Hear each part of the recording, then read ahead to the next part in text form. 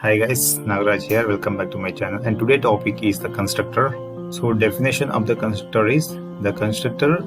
It is a block used to initialize the instance variable during the object creations. The constructor name exactly similar to the class name. So if you see the example below, we'll be getting. So I have created one class called sample class. Here I have written two methods, display1 and display2. And these two are normal method which you are aware, right? But here some methods I have created which is exactly the same name of the class. So this kind of block. So this is actually constructor. It is a no argument constructor. It is a argumented constructor or parameterized constructor. This block is used to define the initial or initialize the object during the object creations. Yeah, in this example we can see that I have created two constructors. How we can differentiate the constructor and methods? So constructor name exactly similar to the class name and method name is different, correct? Okay, so if you see this example, it will be more clear. So I have created one sample class. Okay, so inside I have created some constructor here and some methods also. We display one, display two. These two are methods.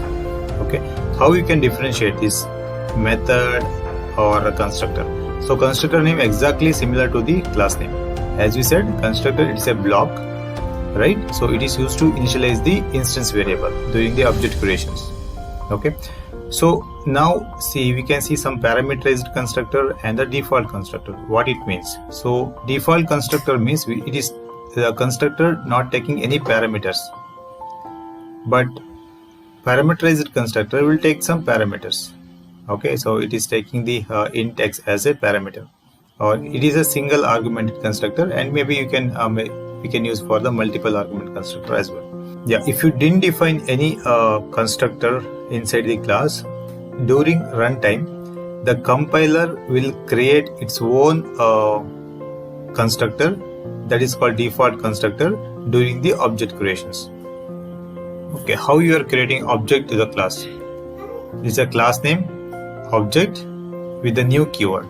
This is the instance we are creating. During this time, it is calling the default constructor because we are not passing any parameter to it, correct? So by default, it is calling the default constructor here.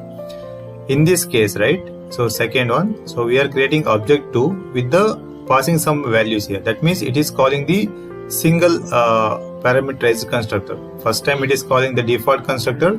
Second time it is calling the parameterized constructor. Okay, first time it will display this value, a second time it is displaying this value. Okay, that is the meaning here. Okay, finally I am calling one more method here by creating the object one.display because this object is created for the class sample class. So with this object we can able to extract or call any method inside the class, correct? So what is the output now? So output maybe we can see the first it is calling the default constructor, that is it will display without parameter value, and second it is calling the parameterized constructor. If you pass some value, definitely will go and call the single parameter constructor and it will display this value. And finally it is calling the display method, display1. Okay, constructor is a block of code similar to the method called when the instance of the object is created. So always the constructor is calling when the object is going to create, correct? The second point, constructor does not have any return type. So what it means?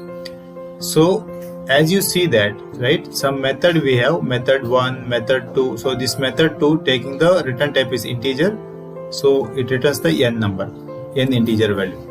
But similarly in the constructor you have noticed that by default it is not taking any parameters, means it don't have any return type value here. It is not returning. It is calling and initializing something and that's it. It is not returning to the anything or called function or something, because so here the name of the constructor must be same as the name of the class. This already we discussed.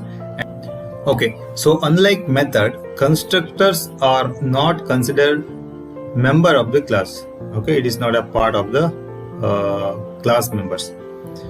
Okay, there are two types of constructor here. One default constructor and parameterized constructor.